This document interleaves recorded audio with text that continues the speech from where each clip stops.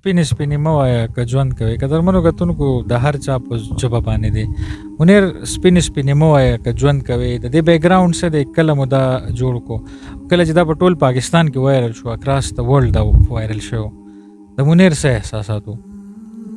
یاره تاسو ته ما وختي خبره وکړه که نه چې دغه شعرونه ما یو مشاعره کې ویلي وو او داسې مې ویلي وو چې نور شعرونه را سره هم نه، ما ته شعرونه هم نه ښکارېده چې دا به ښه شعرونه خو بیا چې کله ډېر وچلېدل او خلکو په سازونو سره هم ډېرو سندرغاړو وي، بیا هم ترې نه وم مطمئنه چې کله عثمان کاکړ الله د خدای وبخي چې هغه په پارلیمنت کې وي، نو ما بیا وی چې یاره کېدای شي دا شعرونه ښه او څه پکې. نو زه هله خبر شوم چې کله د پارلیمنت نه دغه شعرونه ووته، نو ما وی چې عثمان کاکړ لالا ووینم.